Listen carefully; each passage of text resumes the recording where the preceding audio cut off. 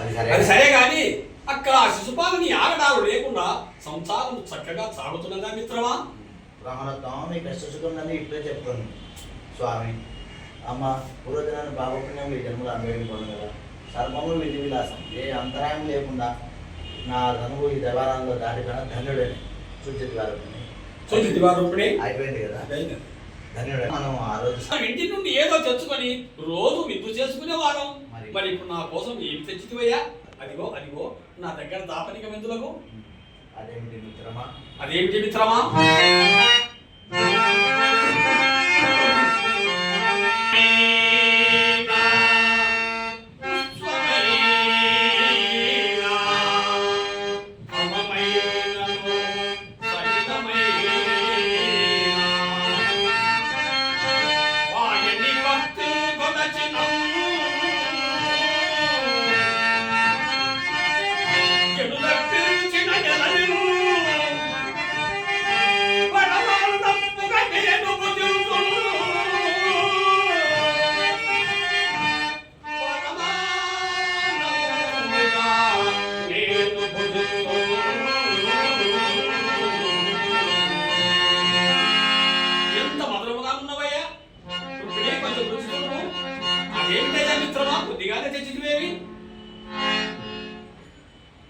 అయితే సరే, నీ మాట ఎందుకు కావాలి? సమారాధనగా సమకూరు. మరి ఏమి కావాలనో ఏమి అడగవే మిత్రమా? స్వామి మీ సాక్షాత్కారం వల్ల జీవ బ్రహ్మైక్యమే సిద్ధించినది. ఇక నాకు కావాల్సినది ఏమున్నది మీ సెలవు కాక. శుభం.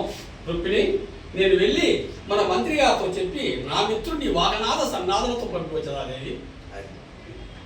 ప్రాణేశ్వర మీరు ఇంతవరకు ఎక్కడున్నారు? విజయోత్సాహం జరుపుకుందామని అన్నీ సిద్ధం చేసుకొని రెడీగా ఉన్నాను. నరకాసుర వధతో నవశకం ఆరంభమని మన ప్రదేశమంతా దీపావళి పండుగ చేసుకుంటున్నది. అమరావతి వలె మన ద్వారక ఆనంద కేలిశాలమైనది. అందరినీ సందర్శించవలే, సమాధాన పరచవలే, మరి రావాలి. అందుకు ఆలస్యమైన సత్య. ఇప్పటికైనా రాణించారు. ఏ కాలండియో ఏ భూబందియో ముచ్చట తెచ్చి బొమ్మనలేదు. కృష్ణుడు సత్యభామ ప్రియుడని నేటికి సార్థకమైనది. నీ కీర్తి కిరీటములో నేను వజ్రమై భాషిస్తున్నాను.